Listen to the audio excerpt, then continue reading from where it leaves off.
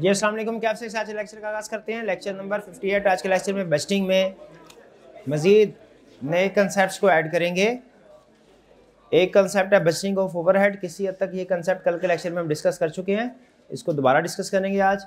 और फिर depreciation and disposal of fix assets. Budgeting में ये इनका रोल क्या है, डिस्पोजल ऑफ फिक्स एसेट्स का या डेप्रिसिएशन का, ये आज के लेक्चर में डिस्कस करेंगे।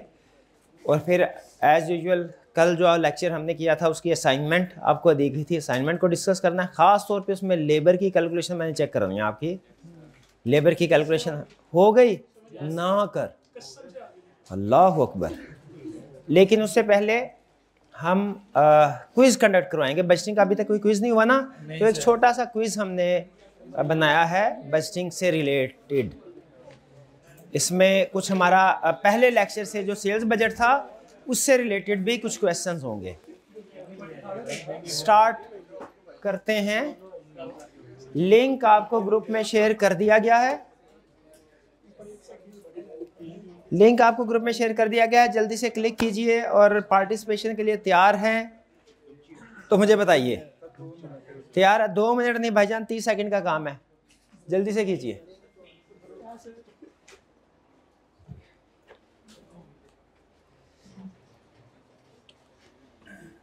शाबाश, 30 सेकंड हो गए। तेरे 30 सेकंड 2x में है।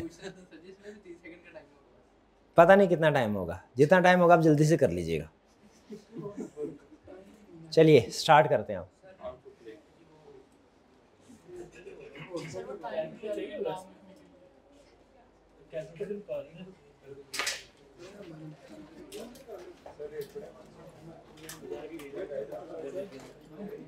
नाम लिख लिए जल्दी से।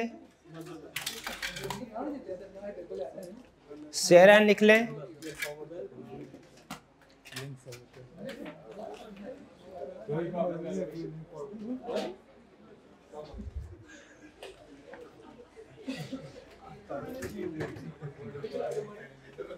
जी तैयार हैं?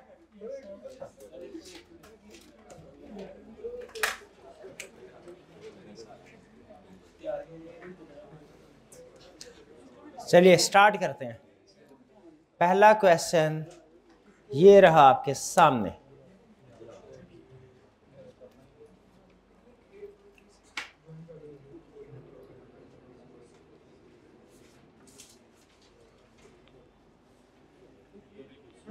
Normally profit and loss budget किस बेस पे प्रिपेयर किया जाता है? ईयरली बेसिस पे। शाबाश। और कैश बजट नॉर्मली किस बेसिस पे प्रिपेयर किया जाता है? मंथली बेसिस पे। शाबाश।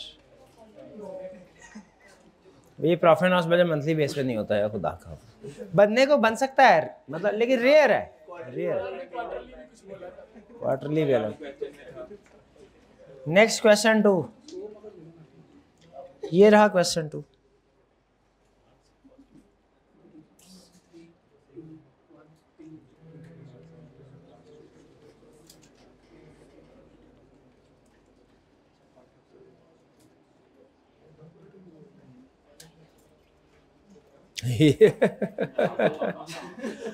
$600,000 10% तो अच्छा ठीक है। 505,000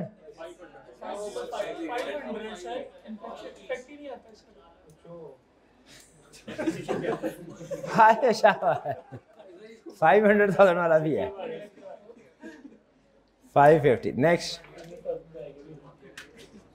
क्वेश्चन 3 ये रहा।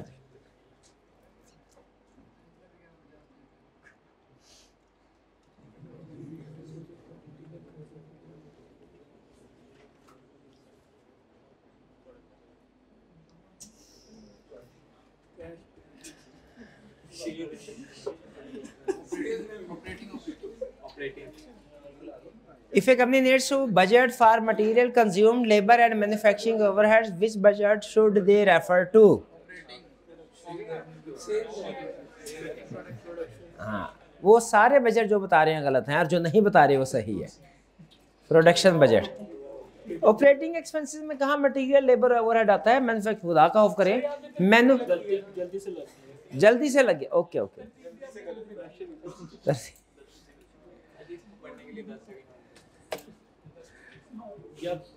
Next question 4।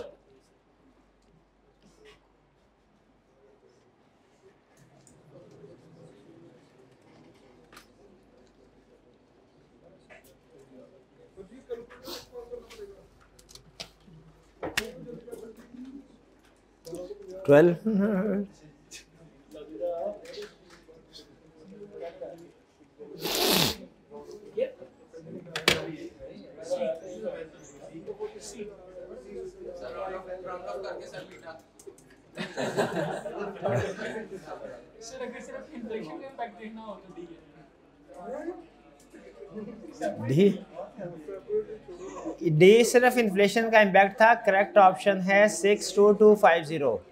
1200 multiply by 50 multiplied by 1.0375। खुदा का खौफ करें। What is the budgeted sales revenue पूछा है, इंक्रीज नहीं पूछा।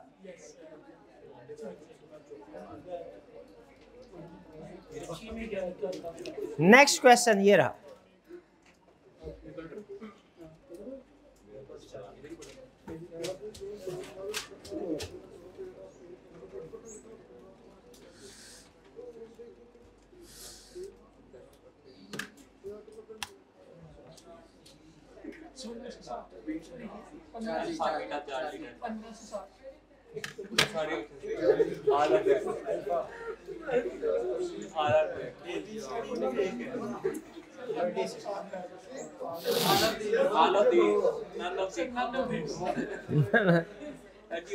One 620 D option correct.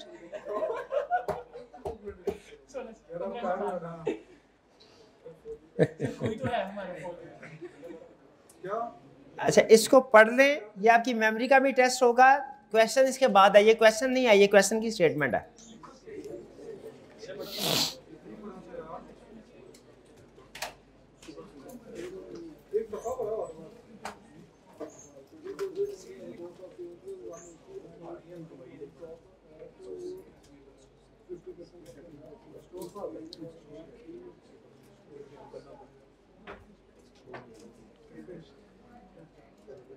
चलिए, क्वेश्चन आपके सामने है।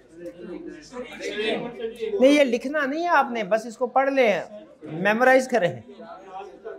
मेरा ये ख्याल है कि 300,000 मार्च है ना, तो 50% स्टॉक, वो क्लोजिंग स्टॉक पूछेगा मुझे लग रहा है। चलिए, ये क्वेश्चन आपके सामने। 300,000 की फिगर थी, नेक्स्ट मंथ की sale. What is the closing stock for February? वही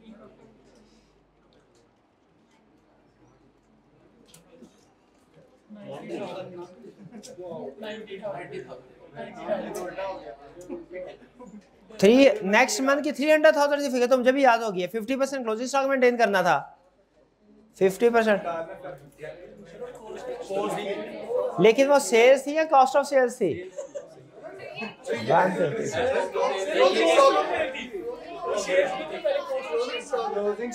एक मिनट ठहर जाए, एक मिनट ठहर जाए। In February, company has cost of sales फरवरी की 180,000 and it maintains closing stock at 50% of next month sale. Sales मार्च की 300,000 है, फरवरी का स्टॉक मेंटेन करता है, तो वो क्या होगा? मार्च की कॉस्ट ऑफ सेल्स का, तो नहीं गिवन, तो फिर इसी को कॉस्ट ऑफ सेल कर रहे हैं। हाँ जी, तो जीपी रेशियो नहीं गिवन है ना, तो फिर हम इसी को लेंगे।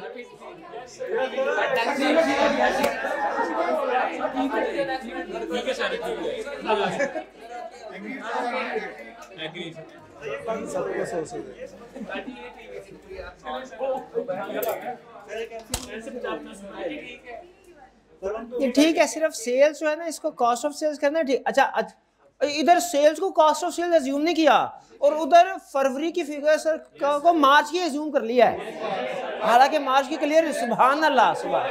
नहीं, मैं गलत हूं तो आप कौन सा सही है? ऐसे ना, ऐसे नहीं।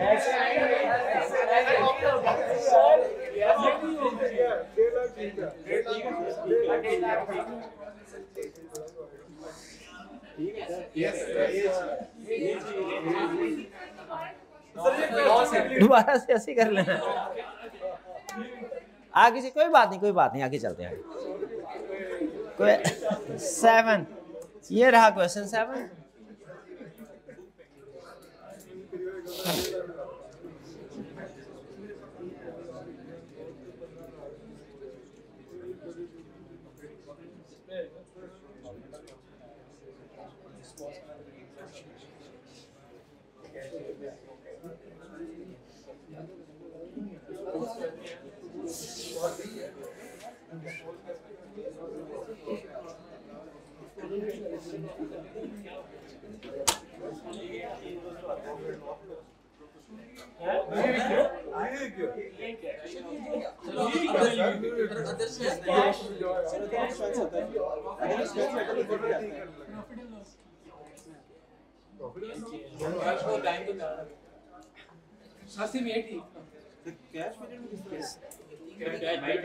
जब डिस्पोज किया जाएगा फिक्स एसेट्स को, उसके अगेंस्ट में कैश रिसीव होगा, वो आएगा कैश बजट में। ये हो गया कैश बजट।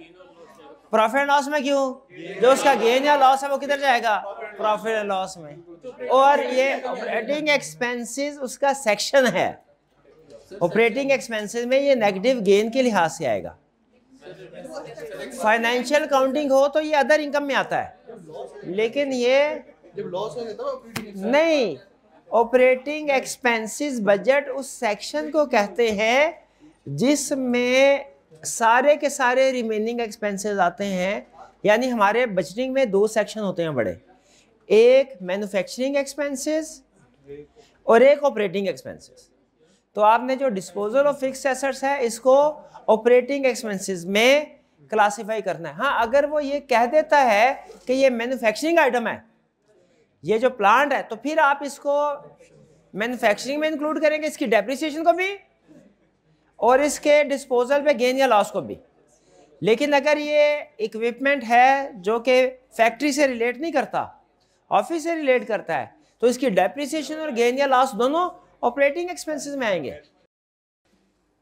जी मेरे भाई। सर मैंने ये कहना था कि जो इसका प्रॉफिट लॉस है वो हम बैलेंस शीट के अंदर अदर एक्सपेंस के नाम पे डालते हैं। उस क्या नाम है उसके, बजटेड प्रॉफिट के, बजट का नाम ऑपरेटिंग प्रॉफिट के नीचे। हाँ जी, मैं भी ये अर्ज किया थोड़ी देर पहले। ऑपरेटिंग प्रॉफिट के नीचे बाद में डालते हैं ना, ऑपरेटिंग प्रॉफिट तो पहले निकल आता है। अकाउंटिंग के मुताबिक ऑपरेटिंग प्रॉफिट नीचे निकल आता है। बजटिंग में हम इसको ऑपरेटिंग सेगमेंट में, ऑपरेटिंग पार्ट में इंक्लूड करते हैं। ठीक है जी, आगे चलते हैं। नेक्स्ट क्वेश्चन 8, ये रहा क्वेश्चन 8।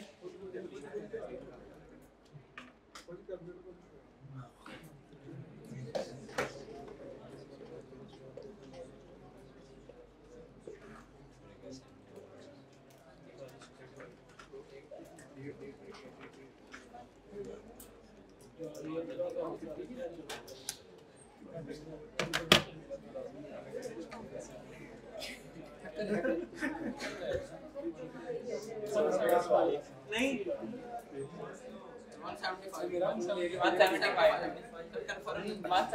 175 कंफर्म है कि गलत है? कंफर्म गलत है। 150,000। ये खुदा का हो करे, छोटी सी कैलकुलेशन नहीं आपसे हो, और cost was. Gross profit margin on sale is 25%। Sale, इसका मतलब क्या कह रहा है? सेल्स का 25% ग्रॉस प्रॉफिट है, तो सेल्स का कितने परसेंट कॉस्ट ऑफ सेल्स है? 75%। काम मुश्किल है।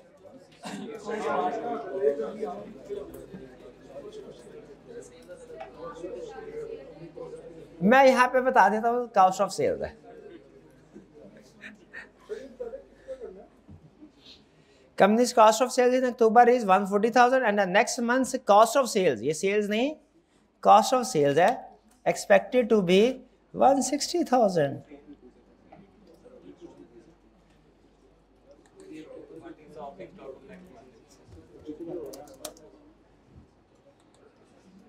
पढ़ लिया, आंसर भी कैलकुलेट कर लिया, रिक्वायरमेंट तो है ही नहीं अभी। ये लीजिए क्वेश्चन।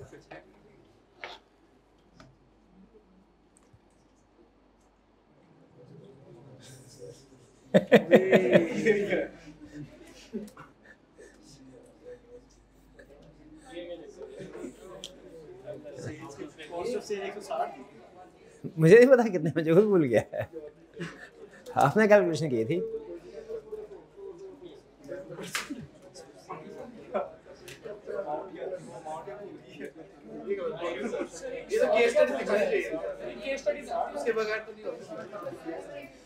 जिनको याद है वो कर लें।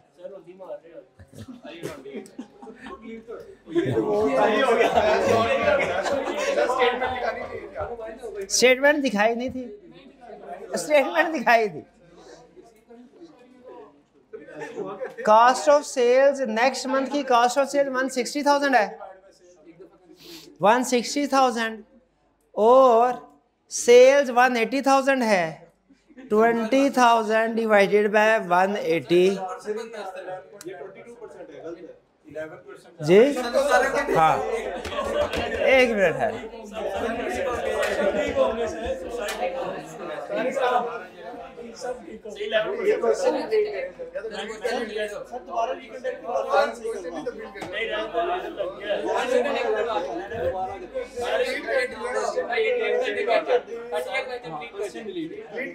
चलें इस क्वेश्चन को हम डिलीट कर देते हैं, ठीक है, इसमें सबको ठीक कर देते हैं।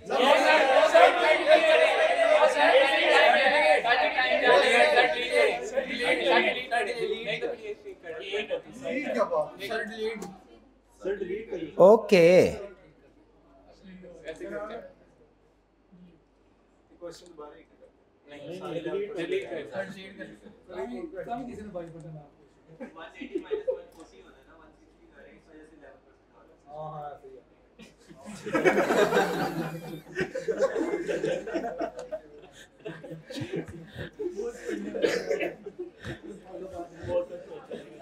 दोबारा कर लेते हैं, ठीक है।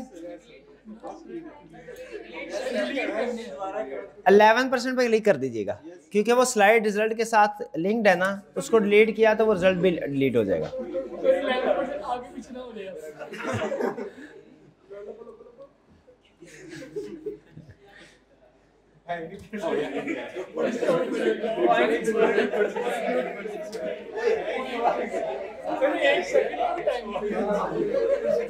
क्या हुआ है?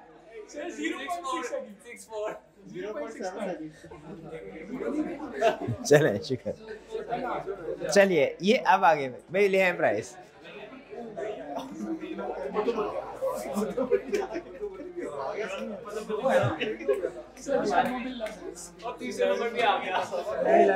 First position, second position, third position, fourth position, fifth, sixth, seventh, eighth, 9th position और 10th पोजीशन। चले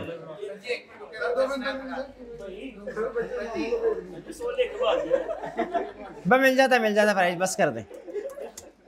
चलिए आ जाए असाइनमेंट की तरफ आते हैं। सबसे पहले क्वेश्चन 12 असाइनमेंट। Assignment question 12। कितने स्टूडेंट ने असाइनमेंट किया, जरा हाथ उठाइए। बस कर रहे हैं, असाइनमेंट की तरफ आ जाए। इस असाइनमेंट में कोई प्रॉब्लम? क्लोजिंग स्टॉक कैलकुलेट हो गए, फिनिश गुड का भी क्लोजिंग स्टॉक कैलकुलेट हो गया, मटेरियल का भी, फिनिश गुड का भी क्लोजिंग स्टॉक कैलकुलेट कर लिया आपने? नहीं किया, क्यों नहीं किया? फिनिश गुड का क्लोजिंग स्टॉक कैलकुलेट कर लिया, मटेरियल का भी क्लोजिंग स्टॉक कैलकुलेट हो गया, शाबाश। चलिए अब आगे चलते हैं। इस क्वेश्चन में कोई प्रॉब्लम अगर आप कहते हैं तो क्या इसको अटेम्प्ट कर दें? रिवर्स इंजीनियरिंग सीख ली आपने, बजटिंग के अंदर रिवर्स इंजीनियरिंग सीख ली आपने, यानी कैसे सेल से जाना है कॉस्ट ऑफ सेल्स पे, कॉस्ट ऑफ सेल्स है फिर फिनिश गुड, फिर वर्क इन प्रोसेस जो कि अमूमी तौर पे ज़ीरो होता है, फिर मैन्युफैक्चरिंग कॉस्ट पे। मैन्युफैक्चरिंग कॉस्ट से मटेरियल कंज्यूम, लेबर और ओवरहेड कैसे पता चली? रेशो से। रेशो बताई। अच्छा, रेशो से मटेरियल कंज्यूम्ड आई, उस मटेरियल कंज्यूम से मटेरियल परचेजेस कैसे कैलकुलेट की? उन्होंने रॉ मटेरियल की एक स्टॉक पॉलिसी दी हुई थी, उसके मुताबिक क्लोजिंग स्टॉक कैलकुलेट कर दिया, खत्म। ऐसा ही है, वो पता चल गया कि नहीं? इसमें कोई प्रॉब्लम नहीं थी, इसमें तो जरूर होगी। Beta private limited. अच्छा, इसमें 5 वाले को क्रॉस कर दें, इस इंफॉर्मेशन की रेलिवेंसी कोई नहीं है क्वेश्चन में, ये आपको वैसे ये पढ़ा ही नहीं। चले, पॉइंट नंबर 5 को डिलीट कर दे, डिलीट। अब बताइए इसमें कोई प्रॉब्लम? अच्छा, इसमें भी आप नोट कीजिए, पहले मैं आपको फर्क आपके सामने रखना चाहता हूं। ये क्वेश्चन पिछले क्वेश्चन से डिफरेंट कैसे है? पिछले क्वेश्चन के अंदर उसने मैन्युफैक्चरिंग कॉस्ट की एलोकेशन दी थी, रेशो। मैन्युफैक्चरिंग कॉस्ट से हमने material consume, labour, overhead calculate किया था। इस क्वेश्चन के अंदर उसने रेशियोज नहीं दी। मैन्युफैक्चरिंग कॉस्ट से मटेरियल, लेबर, एफओएस कैलकुलेट नहीं हो रहे, बल्कि पिछले साल की फिगर से कैलकुलेशन हो रही है। इसको अच्छे तरीके से देखें और समझें। इसमें मटेरियल, लेबर, एफओएस की कैलकुलेशन कैसे हो रही है? प्रीवियस क्वेश्चन में कैसे हुई थी कि मैन्युफैक्चरिंग कॉस्ट की एलोकेशन दी थी उसने और जीपी रेशो दी थी। इस क्वेश्चन के अंदर उसने रेशोज नहीं दी। देखिए, जीपी रेशो भी नहीं है कि है कहीं जीपी रेशो? जीपी रेशो है नहीं है। इसका मतलब यह है इसमें रिवर्स इंजीनियरिंग नहीं चलनी, इसमें डायरेक्ट इंजीनियरिंग चलनी है। इसमें रिवर्स इंजीनियरिंग क्यों नहीं चलनी? जीपी रेशो नहीं गिवन। जीपी रेशो गिवन हो, फायदा क्या होता है? सेल से कॉस्ट ऑफ सेल निकलती है, कॉस्ट ऑफ सेल से रिवर्स इंजीनियरिंग होती है।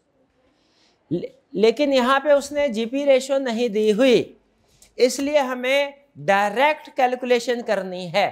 कैसे? पिछले साल की सेल्स लेके मल्टीप्लाई कर दीजिए ग्रोथ रेट के साथ, इन्फ्लेशन रेट के साथ। पिछले साल का मटेरियल लेके मल्टीप्लाई कर दीजिए ग्रोथ रेट के साथ, इन्फ्लेशन रेट के साथ। पिछले साल की लेबर लेके मल्टीप्लाई कर दीजिए ग्रोथ रेट के साथ, इन्फ्लेशन के साथ। अगर आउटसोर्स की है तो उसको अलग कैलकुलेट करना है। पिछले साल का ओवरहेड लेके, फैक्ट्री ओवरहेड लेके मल्टीप्लाई कर दीजिए, गलत। पहले पिछले साल के फैक्ट्री ओवरहेड को लेके उसके 3 हिस्से बनाए। हाँ, depreciation, fixed overhead, variable. Depreciation no adjustment, fixed overhead inflation adjustment, variable overhead growth and inflation adjustment. Clear? अभी इस क्वेश्चन में उसने देखें कह रहा है रिक्वायरमेंट में prepare profit loss budget for the next year. पिछले साल का डाटा दिया है, नेक्स्ट ईयर का बजट कह रहा है कैलकुलेट करो। तो कैलकुलेट करते हैं हम, अभी कैलकुलेट कर लेते हैं इसको जी। 5 वाला पॉइंट क्यों कट करवाया है? इसकी क्वेश्चन में कोई रेलिवेंस नहीं थी। असल में एक बड़े क्वेश्चन का छोटा सा हिस्सा निकाला है मैंने, तो उसमें ये एक इररेलेवेंट इंफॉर्मेशन भी कॉपी हो गई थी। ठीक है, ये पास पेपर का क्वेश्चन है तो मैंने वहां से छोटा, ताकि हमारा कंसेप्ट भी छोटे छोटे बनते रहें और इनडायरेक्टली पास्ट पेपर्स में जो इंफॉर्मेशन वो देता है हमें उसके साथ फेमिलियर होते रहे हम कि पास्ट पेपर की टर्मिनोलॉजी क्या होती है। तो यहाँ पे अब हमने क्या करना है? बजट बनाना है। कौन सा budget? Profit and loss budget. तो चलें शुरू करें जी। एक ही साल है कि ज्यादा साल है? एक ही साल है। तो इसका मतलब ये हुआ कि मुझे बहुत ज्यादा कॉलम बनाने की जरूरत तो नहीं है कि है?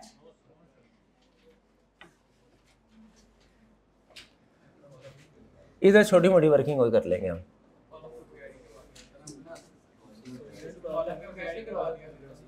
क्यों कॉलम के बारे क्यों करवाऊं? इधर कोई मसला है इसमें? मसला इसमें क्या? मसला है इसमें कॉलम के साथ? टाइम कंज्यूमिंग है, किधर जाना था, जाके सोना घर में। इतनी टाइम मैनेजमेंट है, टाइम कंज्यूमिंग।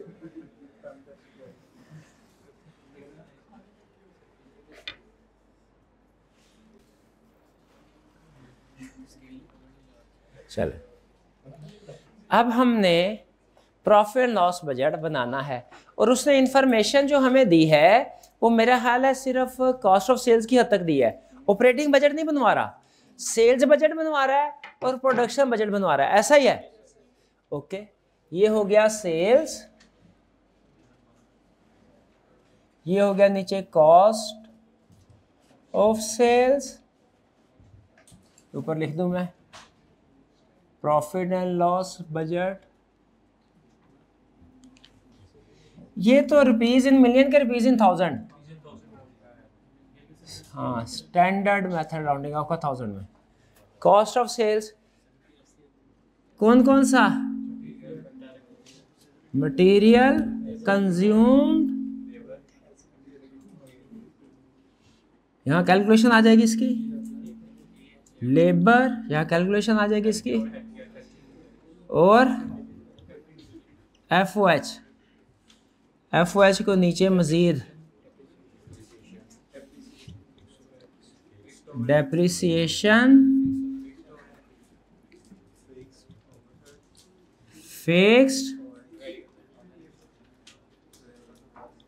वेरिएबल। भाई क्लियर, फॉर्मेट में कोई प्रॉब्लम? ये मैंने सिंगल कॉलम क्यों बनाया है, कल तो मल्टीपल कॉलम बनाए थे। एक ही साल है। सेल्स क्या 2.72 मिलियन यूनिट्स, और टोटल प्राइस दी हुई है, क्या टोटल रेवेन्यू दिया हुआ है, क्या प्राइस यूनिट प्राइस कैलकुलेट कर सकते हैं? कैलकुलेट करें 1250। अब ये जहन में रखिएगा 1250 यूनिट्स इतने हैं। कह रहा है other sales units are to be increase by 25% and selling price to be increase by ₹150 per unit. Growth rate कितना आ गया? 25। इसका मतलब है जितने भी हमारे एक्सपेंसेस हैं वो 25% से बढ़ेंगे। वेरिएबल मैन्युफैक्चरिंग एक्सपेंसेस किस रेट से बढ़ेंगे?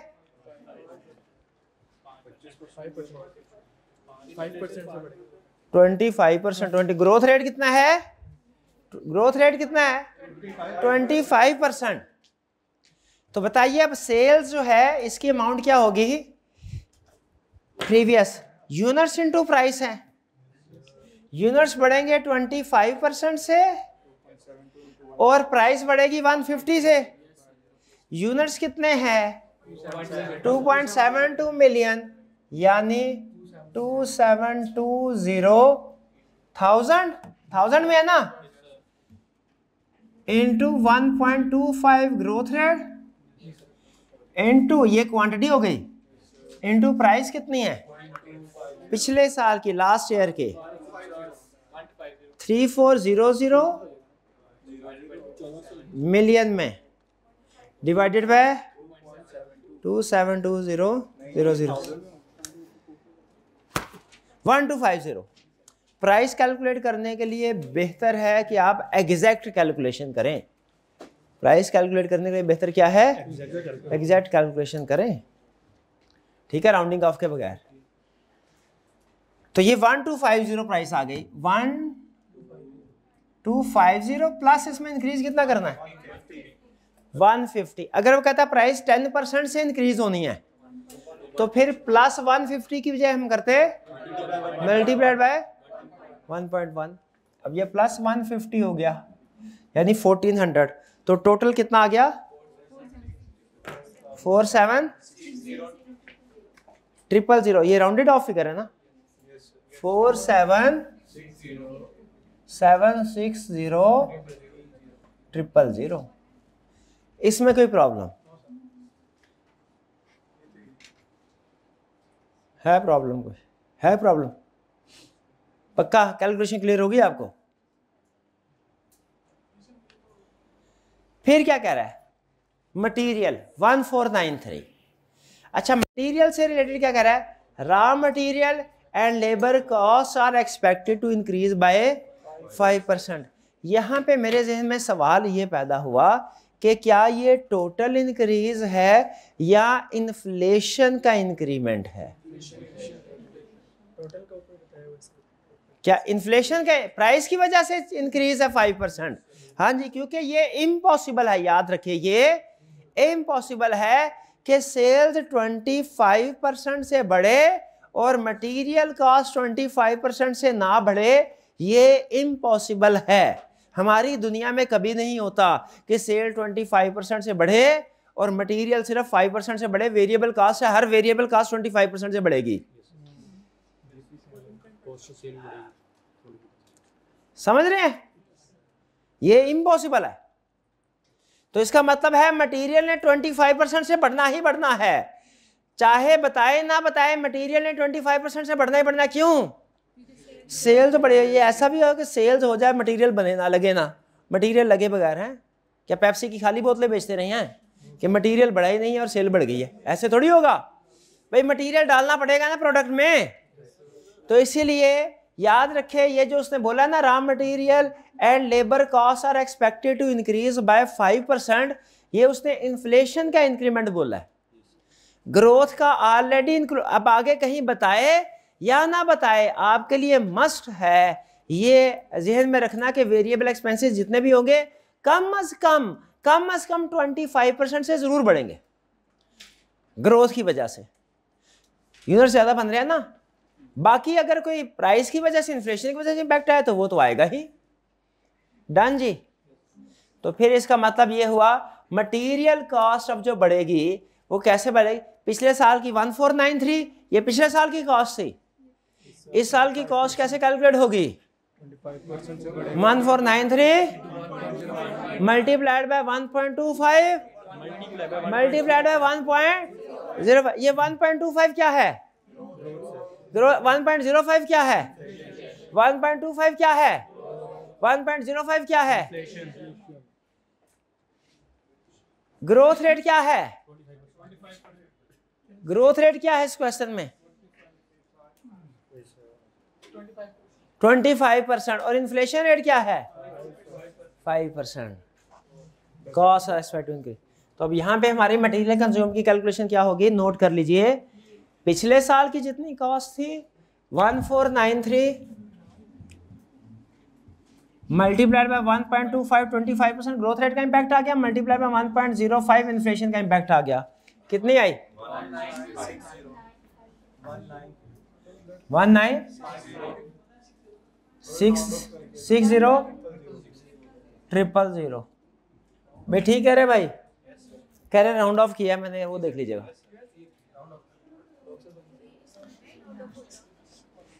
इस तरह नहीं राउंड ऑफ होता। 1959563 है, तो इस तरह नहीं राउंड ऑफ होता।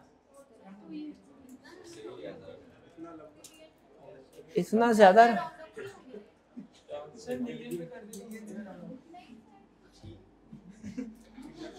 एग्जैक्ट अमाउंट बताए क्या है? और कोई नहीं बोलेगा।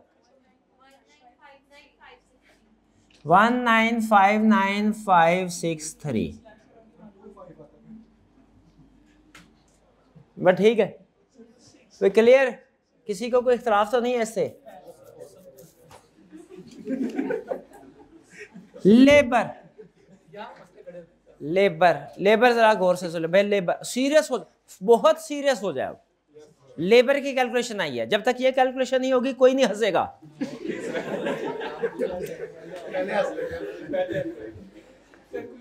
पहली चीज देखिए, लेबर है 367। ये फिक्स कॉस्ट होती है, वेरिएबल होती है? ये कॉस्ट में वेरिएबल होती है, काउंटिंग में आप पता नहीं क्या पढ़ते होंगे।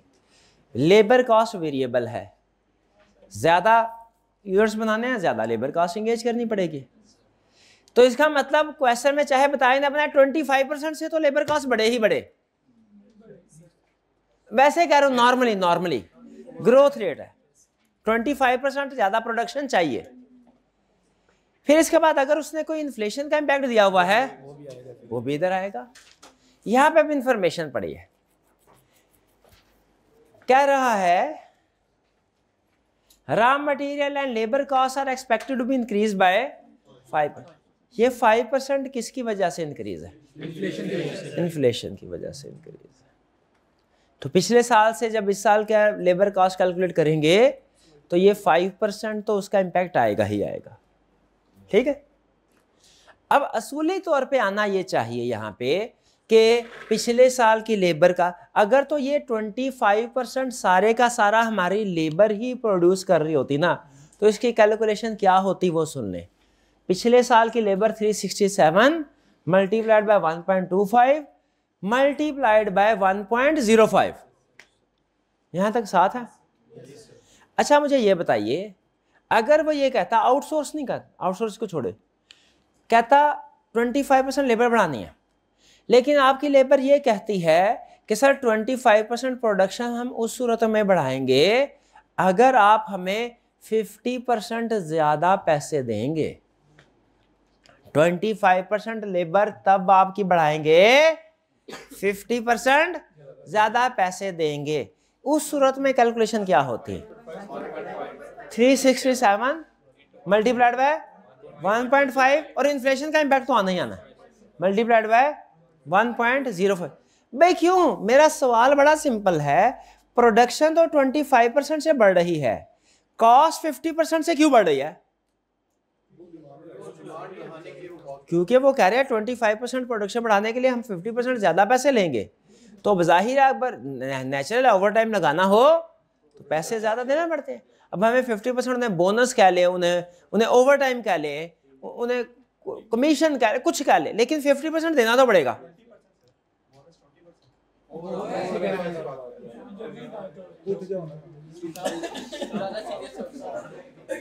तो 50% मांग लिया, ठीक है जी।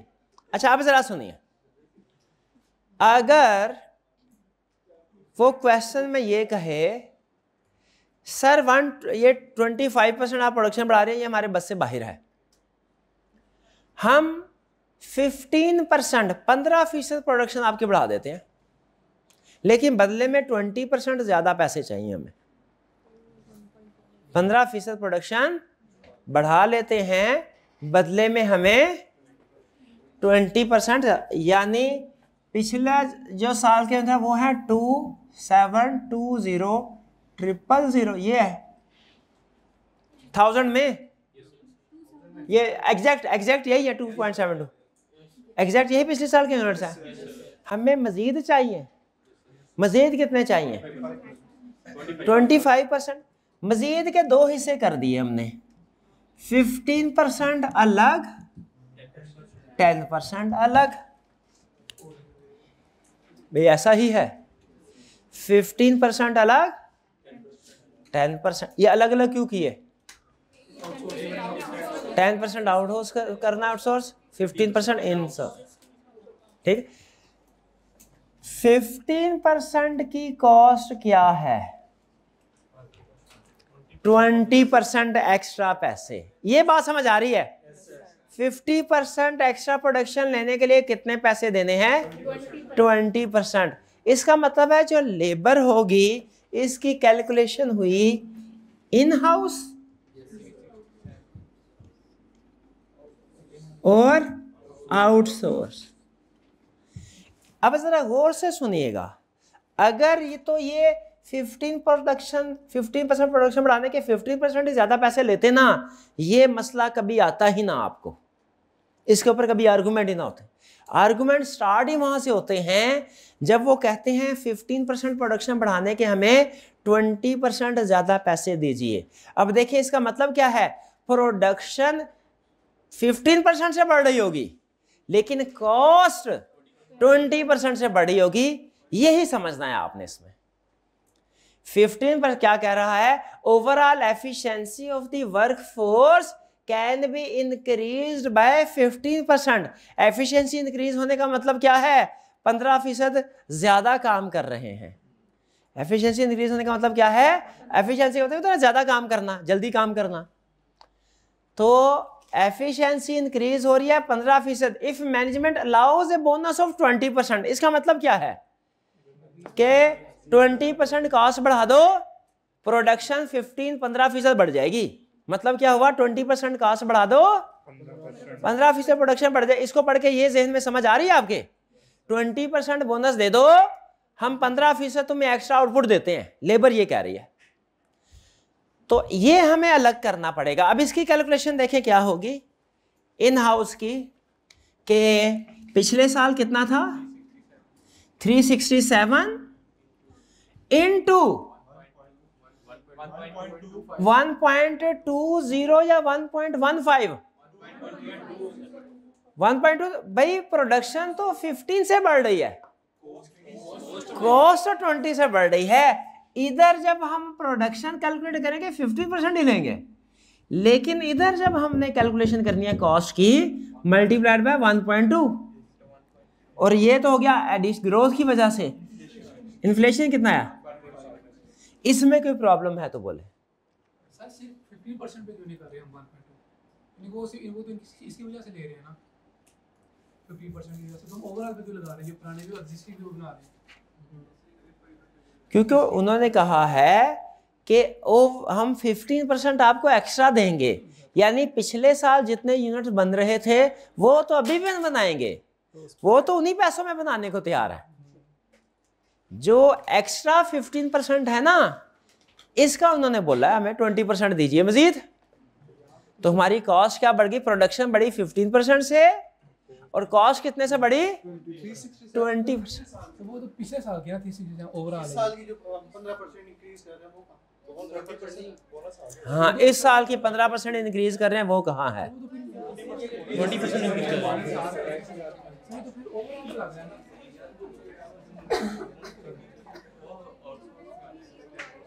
ये जो एडिशनल कॉस्ट है 20%, ये 15% ही की है। ये क्या है, 15% की वजह से ही है, 15% की वजह से ही है।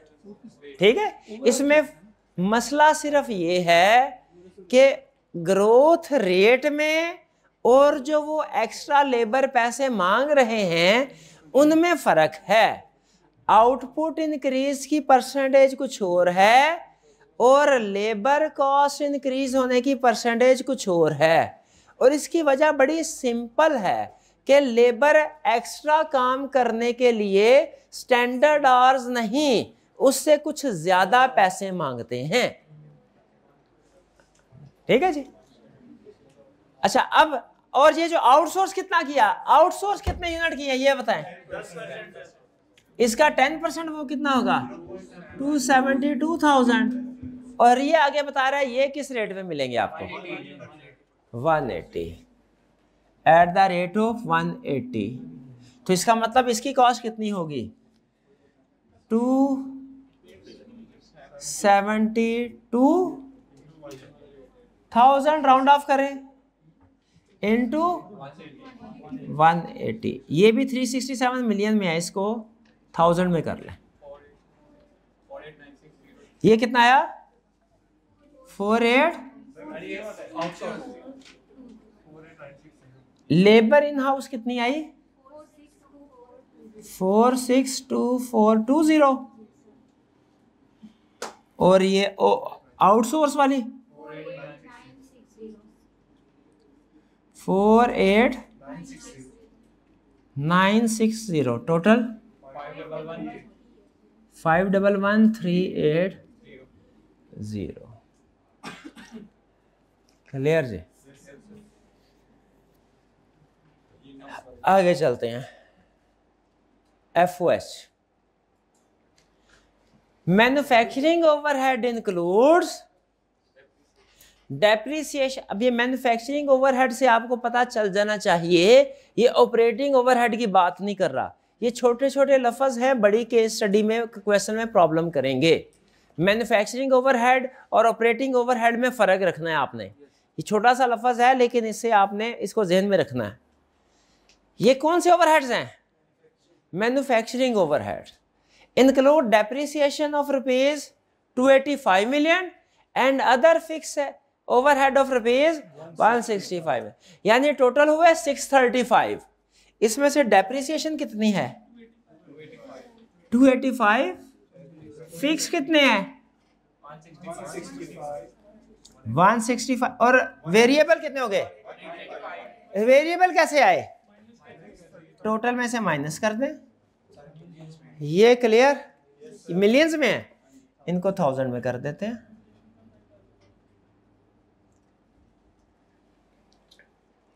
अब क्या कह रहा है? वेरिएबल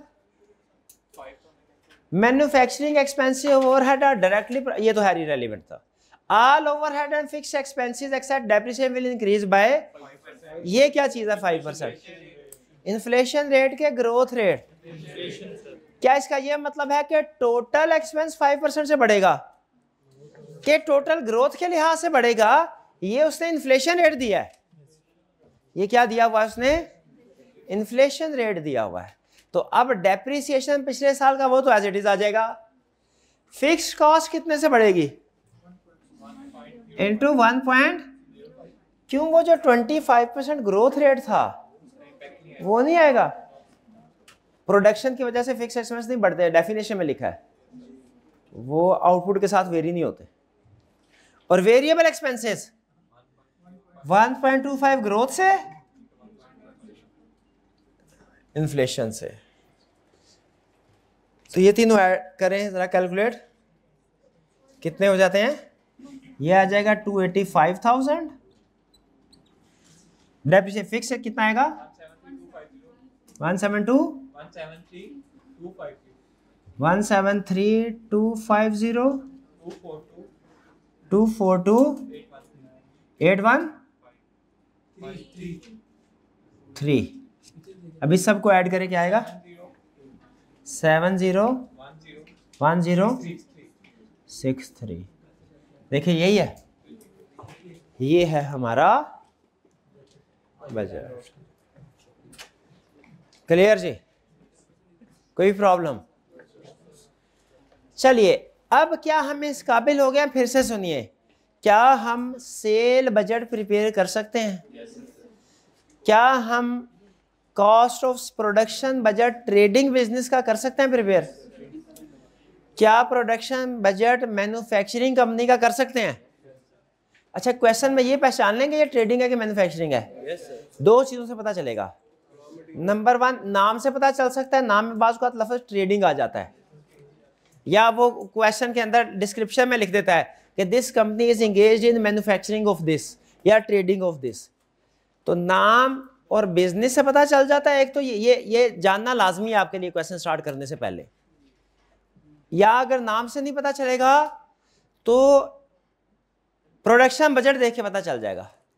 अगर लेबर और ओवरहेड आ रहे हैं, रॉ मटेरियल है, लेबर है, ओवरहेड है, इसका मतलब क्या हुआ? मैन्युफैक्चर। और अगर सिर्फ एक ही स्टॉक है, फिनिश स्टॉक, कोई लेबर नहीं, कोई ओवरहेड नहीं, फिर ट्रेडिंग बिजनेस है। ट्रेडिंग बिजनेस का प्रॉफिट जो फॉर्मेट है प्रोडक्शन में वो छोटा है, मैन्युफैक्चरिंग का बड़ा है। अच्छा, मैन्युफैक्चरिंग है, ट्रेडिंग है तो आपको पता है उसमें एक ही एडजस्टमेंट होती है, वो कौन सी है?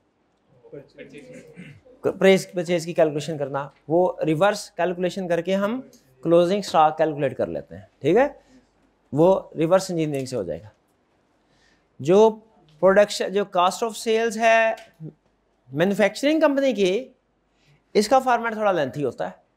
मटेरियल, लेबर, ओवरहेड, फिर वर्किंग प्रोसेस, फिर फिनिश गुड, ठीक है? इसमें हो सकता है वो आपको कॉस्ट ऑफ सेल्स दे दे, रिवर्स चलना पड़े, और हो सकता है कॉस्ट ऑफ सेल्स ना दे, फिर कैसे चलना पड़ता है? डायरेक्ट, जैसा ये क्वेश्चन है। और ज़्यादातर इस तरह के क्वेश्चन आते हैं। पिछले साल की वो आपको सेल्स, मटेरियल, लेबर, ओवरहेड और ऑपरेटिंग ओवरहेड की इंफॉर्मेशन दे देता है और कहता है इस साल का कैलकुलेट कीजिए। अभी तक मेरे अंदाजे के मुताबिक अगर अभी आपको एग्जाम लेवल का क्वेश्चन दे दिया जाए, आप 60% तक उसको अटेम्प्ट कर सकते हैं, 60%। लेकिन अभी हम फुल एग्जाम लेवल के क्वेश्चन की तरफ नहीं जाएंगे, अभी नहीं लेके जाना। अभी कुछ मजीद कंसेप्ट बाकी हैं, छोटे छोटे कंसेप्ट है। अब वो यहाँ तक कंसेप्ट वो थे जो हर क्वेश्चन में कॉमन है फॉर्मेट। अब वो कंसेप्ट आएंगे जो किसी क्वेश्चन में आपको फेस करना पड़ेंगे, किसी में नहीं करना पड़ेंगे। लेकिन स्टिल मैं चाहता हूं हम थोड़ी ग्रिप स्ट्रॉन्ग करके फिर उसके बाद एग्जाम लेवल के क्वेश्चन की तरफ जाएं। लेकिन आपने नोट किया होगा जैसे जैसे आप आगे जा रहे हैं ना, जो असाइनमेंट आपको दी जा रही है उसमें इंफॉर्मेशन ऐड होती जा रही है, बढ़ती जा रही है। स्टेप बाय स्टेप, ताकि आप उस एग्जाम लेवल तक पहुंचे।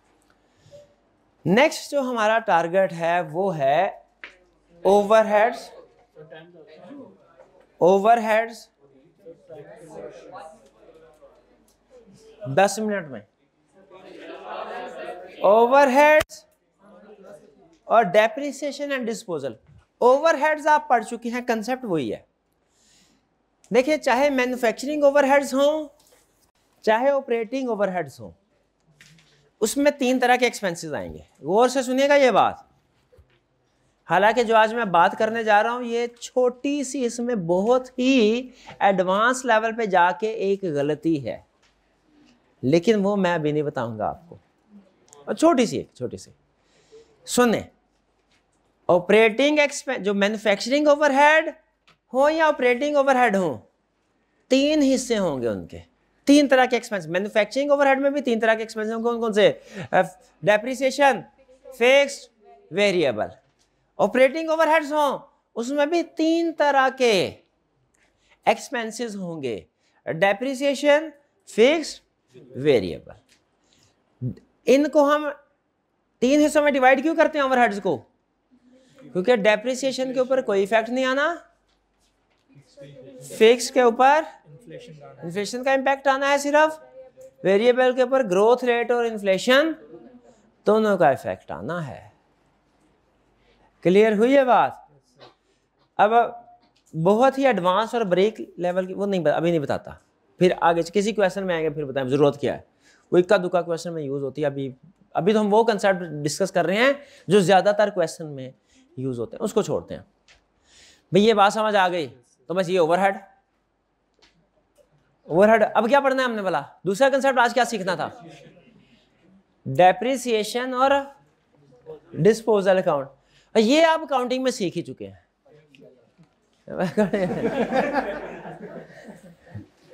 लेकिन पहले देख तो लीजिए, देखिए डेप्रिसिएशन, फिक्स्ड, वेरिएबल। डेप्रिसिएशन, ओ ये वो बात है जो बहुत ही बारीक थी। ये अभी नहीं आपने आपने पढ़नी, अभी नहीं पढ़नी। ये वाला ये 2 लाइंस नहीं पढ़नी, अभी काटनी भी नहीं है, रेलिवेंट है लेकिन अभी नहीं पढ़नी। ठीक है, आगे चलते हैं। जो कंसेप्ट आपको डेप्रिसिएशन की कैलकुलेशन, मैंने आपसे सिर्फ एक चीज पूछनी है, क्या अकाउंटिंग में आप इसी तरीके से डेप्रिसिएशन की कैलकुलेशन करते हैं? नो सर, ना करें यार ऐसे।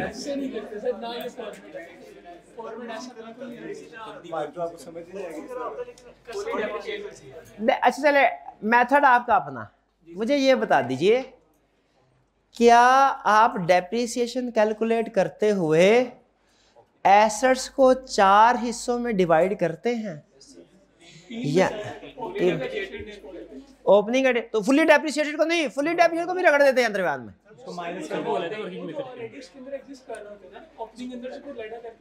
हाँ, ओपनिंग के अंदर लैदा करके साइड पे, बिल्कुल मैं यही कह रहा हूँ। ओपनिंग में जो हमारे पास एसेट्स हैं, फुल्ली डेप्रिसिएटेड को अलग करके साइड पे ले जाए, ये ले जाते हैं।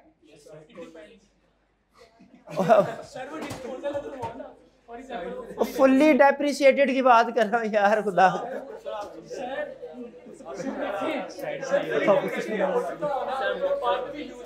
एक मिनट ठहर जा भाई, अब बाकी के लेक्चर तेरी मेहरबानी, आप ना बोल, मैं किसी समझदार बंदे से पूछ लूँ। ठहर, ये मेरा भाई मेरे को बता यार, मेरा लेक्चर ऐसे कर जल्दी। ये कल भी तुमने लुढ़का दिया था लेक्चर, ऐसे ना कर यार। मेरे सिर्फ छोटे से सवाल का छोटा सा जवाब दे दे उस्ताद, मैं हूं ना, मेरे को पूछने दे। ठहर जा। हमारे पास जितने ओपनिंग में फिक्स एसेट्स होते हैं, इस साल की डेप्रिसिएशन कैलकुलेट करने के लिए अगर उनमें फुल्ली डेप्रिसिएटेड एसेट्स हों, वो अलग करते हैं कि नहीं करते? वो नहीं मान रहा वो।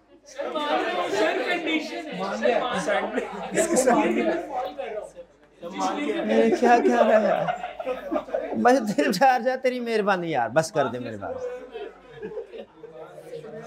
अच्छा मैं ये मानता हूँ, मैं काउंटिंग नहीं, मुझे काउंटिंग नहीं आती, लेकिन मैं कहता मैं भी मानता नहीं।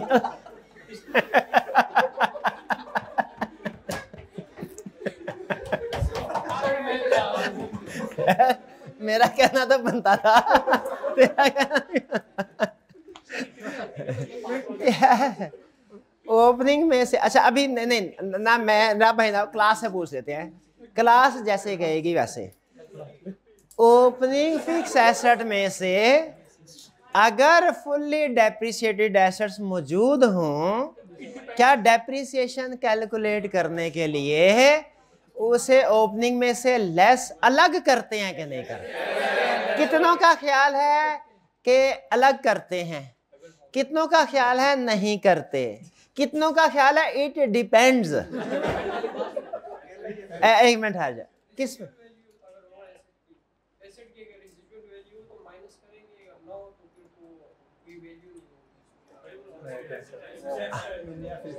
हाँ जी। अच्छा तो ये ओपनिंग में से फुल्ली डेप्रिशिएटेड एसेट्स को अलग कर दिया, इसकी रीजन क्या होती है?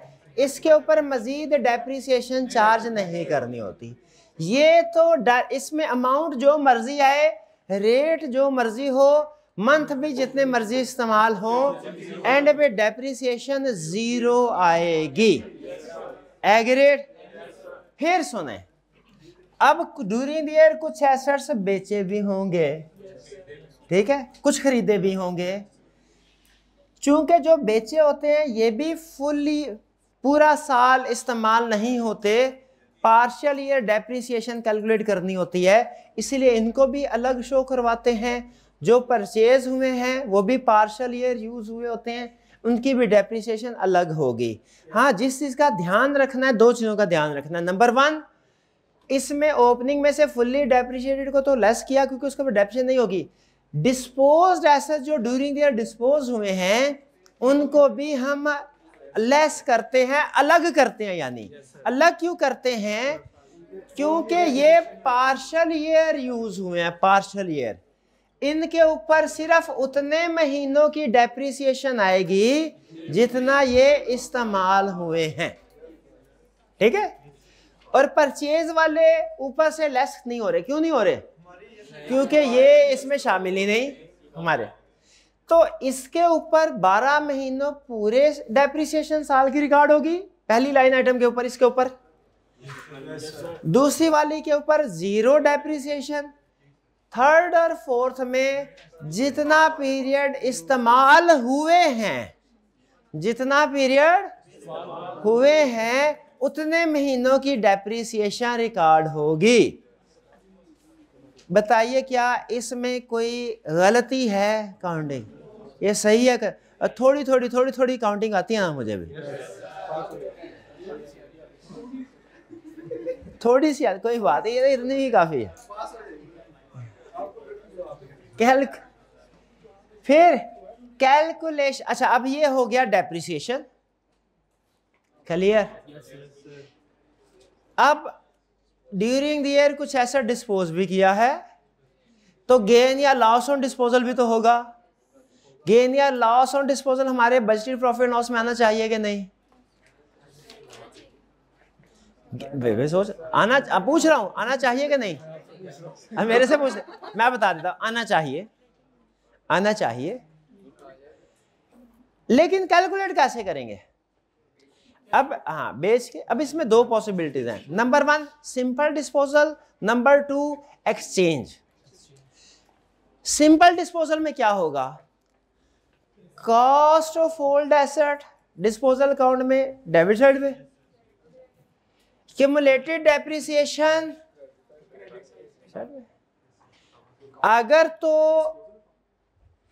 इस साल तक जिस दिन डिस्पोज कर रहे हैं उस दिन तक की क्यूमुलेटेड डेप्रिसिएशन आपके पास है तो फिर सिर्फ यही आएगी फिगर। अगर फर्ज कीजिए वो कह रहा है साल की ओपनिंग में क्यूमुलेटेड डेप्रिसिएशन थी, 3 महीने के बाद इसको डिस्पोज किया है, तो फिर 3 महीने की डेप्रिसिएशन मजीद आएगी और वो आपको अमूमी तौर पे अलग से कैलकुलेट करने की ज़रूरत नहीं है, क्योंकि वो आपने यहीं पे कैलकुलेट कर ली होगी। समझ रहे हैं ना? इसकी जो फिगर है वो एज इट इज इधर आ जाएगी, क्योंकि डिस्पोजल ही की कैलकुलेट की है, दोबारा कैलकुलेट करने की जरूरत नहीं। और फिर जो कैश रिसीव किया है, जो कैश रिसीव किया है वो इधर ले, जो कैश रिसीव किया है वो किधर आ जाएगा? वो आ जाएगा हमारा इस साइड में, कैश रिसीव किया अगर डिस्पोजल है तो। और बैलेंसिंग फिगर क्या होगी? गेन या लॉस। और अगर एक्सचेंज का केस होगा तो उसमें एक चीज नहीं आएगी, दो चीजें आएगी। एक तो न्यू एसेट की कॉस्ट और कैश पेड, ये चीज। अब मुझे एहसास हो रहा है कि जो मैंने अकाउंटिंग की किताबें पढ़ी थी आज भी कुछ कुछ वही पढ़ाई जाती हैं, कुछ कुछ जगहों पे वो नहीं पढ़ाई जाती हैं, कुछ जगह। हाँ। कैश पेड है तो ये इस साइड पे आ गया, और जो एसेट है ये एक्सचेंज के केस में चूंकि आइटम ज्यादा होती हैं तो मैंने थोड़ा कम्प्लेक्स फॉर्मेट बनाया, यानी कम्प्रीहेंसिव वाला, कि जिसमें सारी आइटम्स आ जाएं, एक्सचेंज भी आ जाए। लेकिन अगर सिंपल डिस्पोजल का केस है तो आपको पता है ये कॉस्ट ऑफ न्यू एसेट कोई नहीं आनी, और कैश पेड इधर की बजाय कैश रिसीव्ड आएगा। हाँ, एंड पे प्रॉफिट एंड लॉस कैलकुलेट कर लेंगे, प्रॉफिट एंड लॉस कैलकुलेट। भाई कुछ समझ आई? नहीं आई? अच्छा, ये क्या कह रहा है? Similarly, concept of capital and revenue expenditure can also be tested in budgeting. Capital revenue का टॉपिक आता है कि नहीं आता?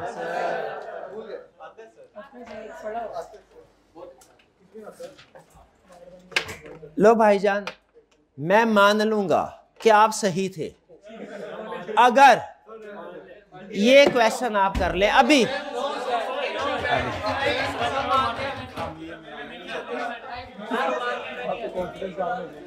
चले कर लेंगे होम असाइनमेंट, पक्की बात है। चलिए ठीक है, आज का लेक्चर यहाँ पे खत्म करते हैं। अल्लाह हाफिज।